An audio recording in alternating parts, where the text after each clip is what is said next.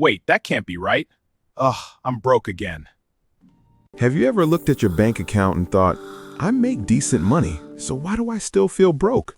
Or maybe you tell yourself every month, this is the month I finally start saving. But somehow, the money just disappears. If that sounds familiar, you're not alone.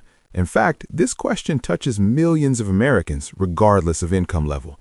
And today, we're going to uncover the real reason you're not saving as much as you hope to. And it's probably not what you think.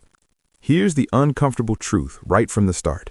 Most people don't have a saving problem. They have a system problem. Saving fails not because you're irresponsible, but because modern life is designed to quietly drain your money before you ever get the chance to save it. Let me explain. A few years ago, there was a guy named Mark. Mid-30s, stable job, earning about the national median income. On paper, Mark should have been fine, but every month his savings account barely moved. He assumed the issue was his salary. Once I earn more, I'll save more, he told himself. Then he got a raise. And guess what happened? Nothing changed. Same stress, same zero progress. This is where most people get stuck, and this is our first big reason. You are likely suffering from lifestyle creep, whether you realize it or not. Lifestyle creep is when your spending quietly rises to match your income. You earn more, so you upgrade your phone. You move to a nicer place. You eat out a bit more because you deserve it. None of these choices feel irresponsible on their own, but together they erase the very money that could have gone into savings. And here's the hook. Lifestyle creep doesn't feel like overspending. It feels like progress. That's why it's so dangerous. Now here's the second reason, and this one surprises people.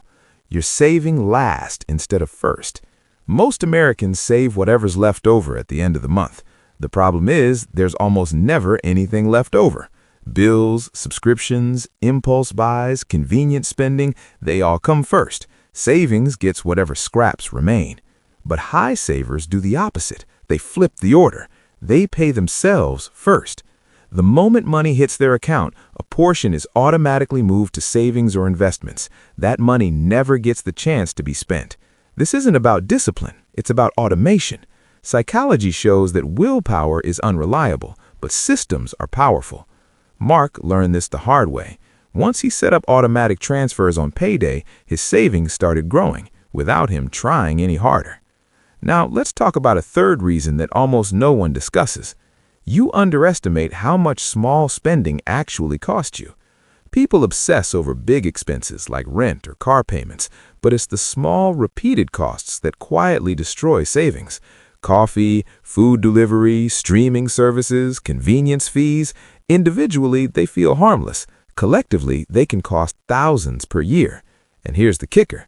Because these expenses are spread out, your brain doesn't register them as a threat. They feel invisible.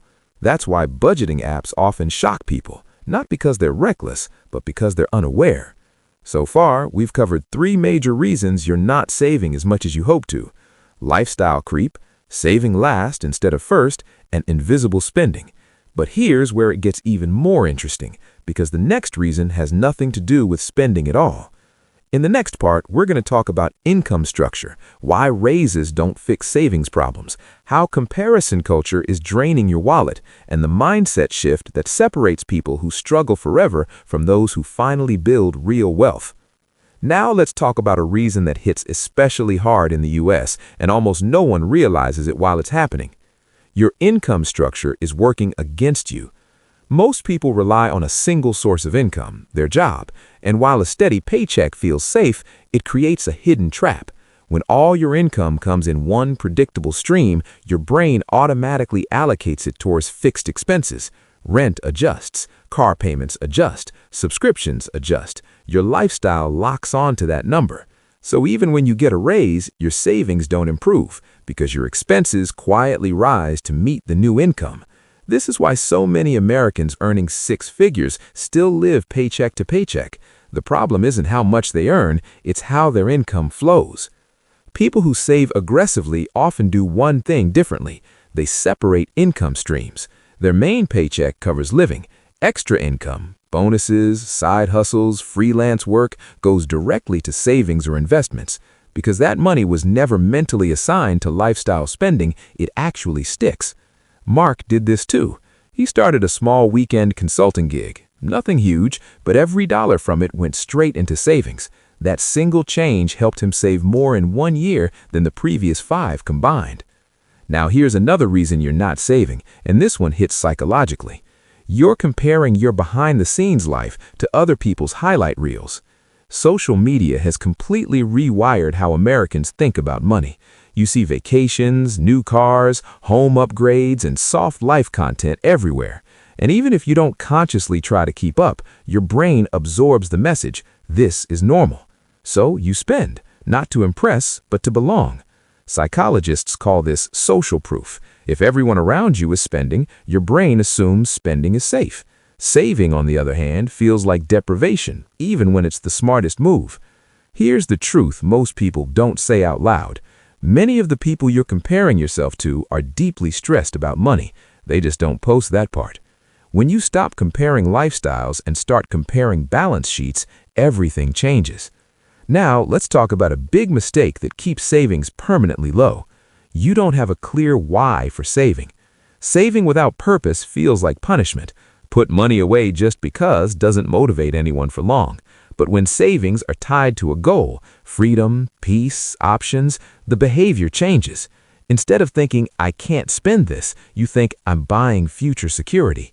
Mark didn't start saving seriously until he defined what the money was for. Not just emergencies, but peace of mind, the ability to walk away from a bad job, the confidence to handle surprises without panic. Once he attached meaning to saving, it stopped feeling restrictive and started feeling powerful. And here's another subtle reason savings fail. You treat saving as a monthly event instead of a daily habit. Most people think about saving once a month when bills are due. But high savers think about money in small daily decisions, not obsessively, intentionally. They pause before convenience spending. They question recurring charges. They delay impulse purchases just long enough for logic to catch up. Saving doesn't come from massive sacrifices. It comes from hundreds of small decisions aligned in the same direction. Now, let me tell you something important before we wrap up. If you struggle to save, that doesn't mean you're bad with money. It means you were never taught how the system works, and the system isn't designed to help you save. It's designed to help you spend. The moment you understand that, you stop blaming yourself, and you start building systems that work for you instead of against you. So, here's your takeaway. If you want to save more than you ever have before, stop letting lifestyle creep eat your raises. Pay yourself first automatically. Track the small spending that hides in plain sight. Separate income streams when possible. Stop comparing your life to curated images. Give your savings a purpose and focus on systems, not willpower. If this video made you rethink how you handle money, do yourself a favor, don't just nod and move on. Take one action today. One automatic transfer, one expense review, one mindset shift. And if you want more clear, honest conversations about money, wealth, and financial freedom, subscribe to Wealth Talk. This channel exists to help you stop guessing and start building a future that actually feels secure.